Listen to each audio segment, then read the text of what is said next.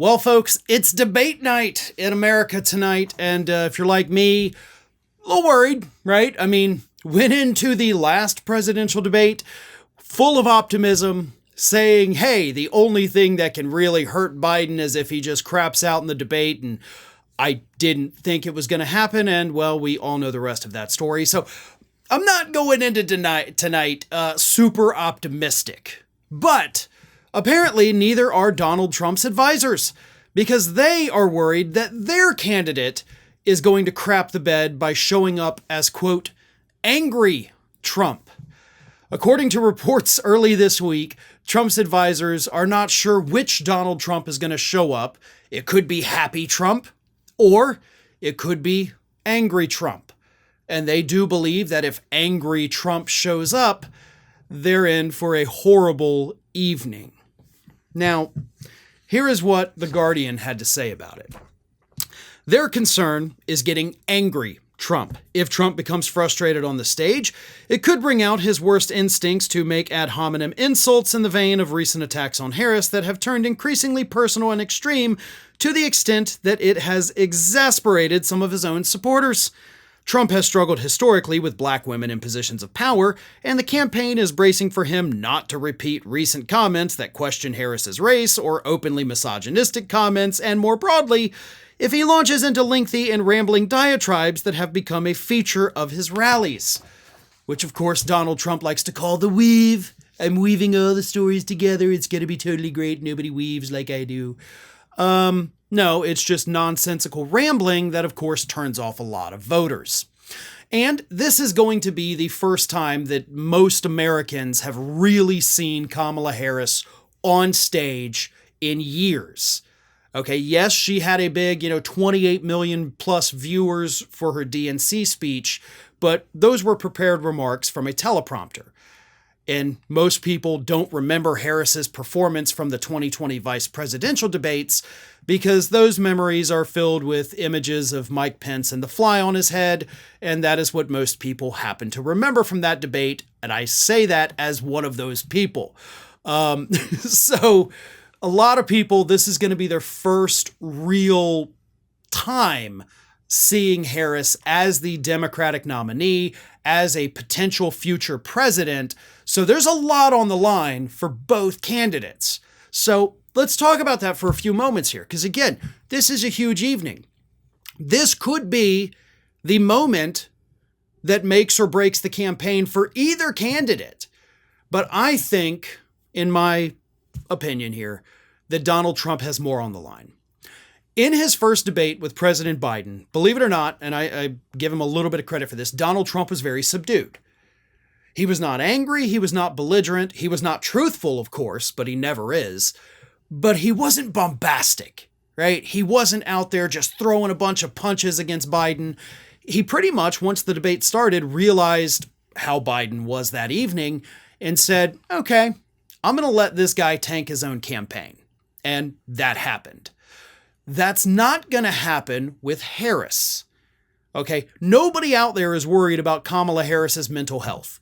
We are not worried about her just stopping in the middle of a sentence or rambling incoherently. We don't think that's going to happen. I mean, anything's possible at this point. We are a little gun shy from the last time, but I don't think it's going to happen. So Trump is going to have to win with his own words and not let his opponent tank their own campaign this time. So it puts more pressure on him.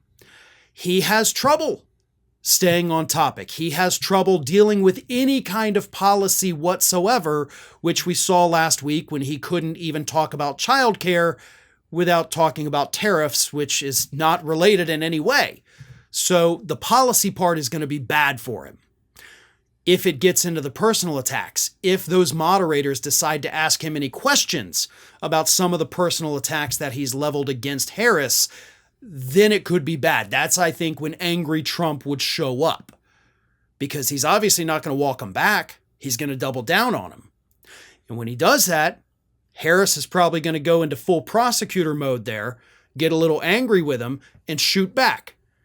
And that's when Trump is going to become unglued, if it happens that way. That may not happen at all, but it certainly is a real possibility tonight if the moderators do a good job.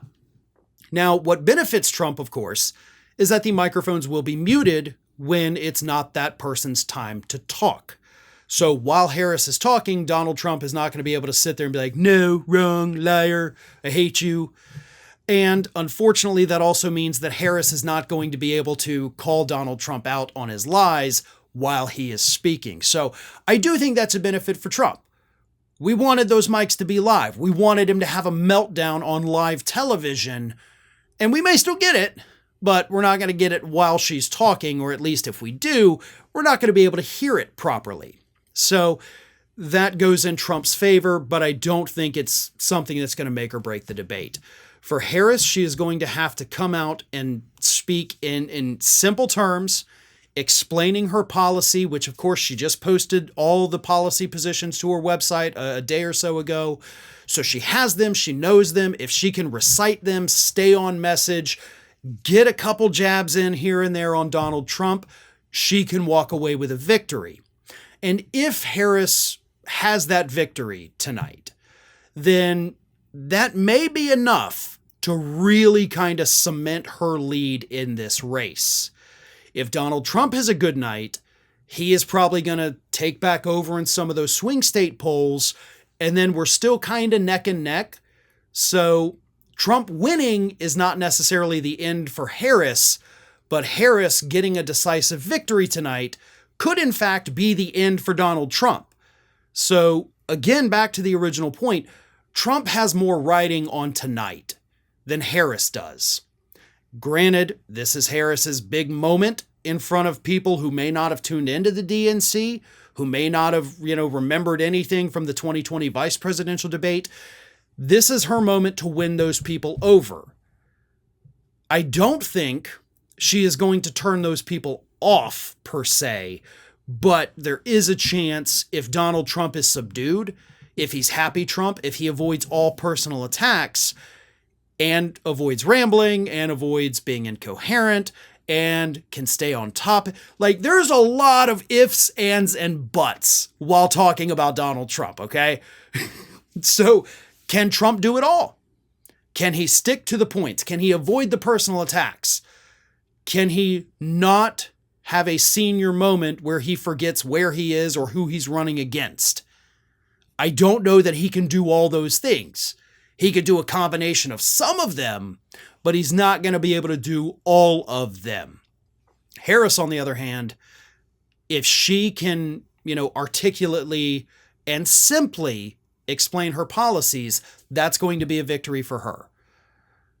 So Trump's got more riding on tonight. He's got a lot more rules that he has to follow than she does. It's his debate to lose, right? That's where we're at, because if he loses, he could lose everything. He could fall in the polls to a point where he cannot recover. But if Harris loses, she can still bounce back. So we'll see what happens. Again, I'm not holding my breath on anything. I'm not making any predictions on anything, because God knows my predictions from the previous debate did not pan out well. So let's wait and see what happens. I will, of course, be here tomorrow to tell you all about it and give my impression of it.